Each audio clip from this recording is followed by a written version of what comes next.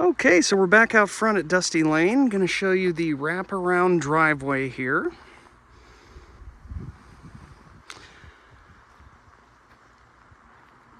Right, and then we're heading to the garage. Garage is wired for 100 amp service, but they've never made use of it.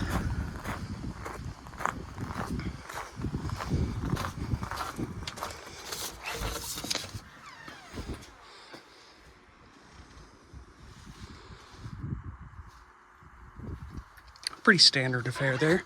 Now this big field out behind here, the people that owned the house previously had set it up for a riding arena, so there's all kinds of little hills over here as well as a flatter section over there. Like I said, they haven't really made use of that. They were planning on maybe down the road, but now that they're moving, that just kind of went by the wayside. They did say that there's a fire pit area up here. You can see the garden. Make sure we get a good shot of that.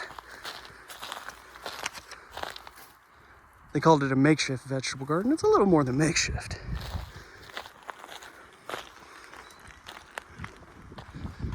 Oh yeah. Here's the seating area with the fire pit. That's nice, actually.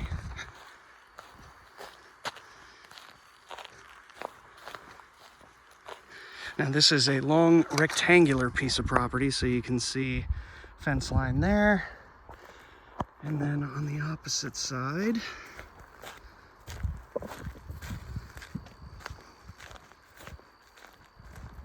so it would be the second fence line there. So that one out there. But we're going to continue on. There is a pond on the property. Now the pond is quite small and didn't look like it's in the nicest shape, but the previous owners had actually put some koi in the pond, and they've made it through several winters, so there's koi fish in there. I wouldn't have thought a pond that small could support fish, but apparently they're doing okay. And they do say that there's quite a few moose around the property that end up congregating near that pond.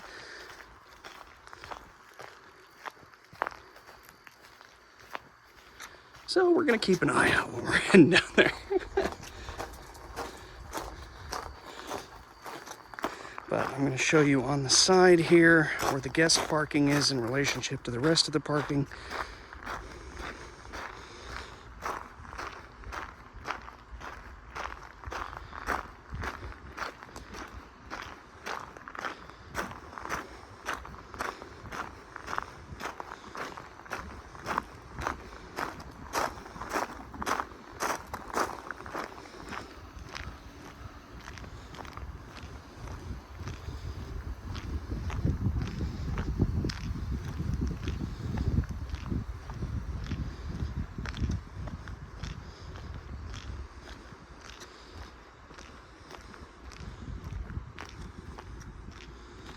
Okay, so this would be the guest parking and this nice little path that they made.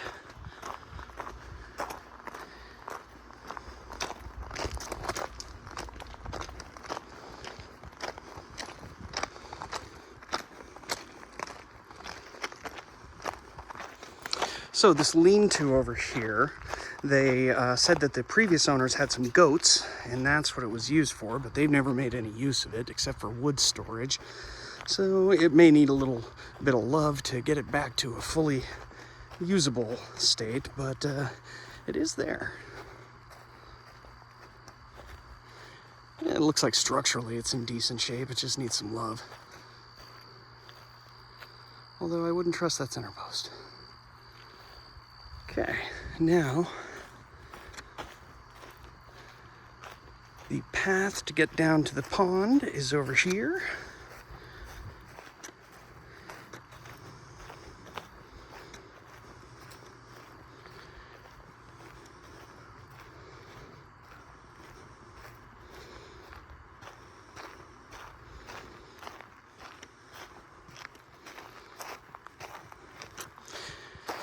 Now, most of this is downhill. It's not particularly steep, not like the last one that we were looking at, but it's a little ways down here.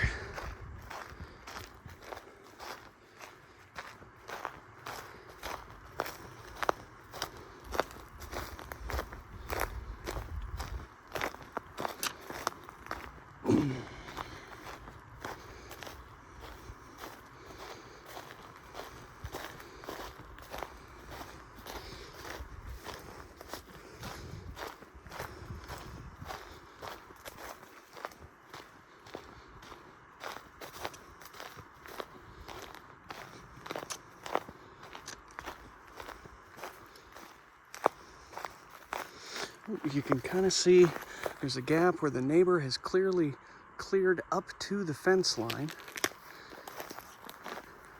So as thick as this may look, right across the fence, it's totally clean.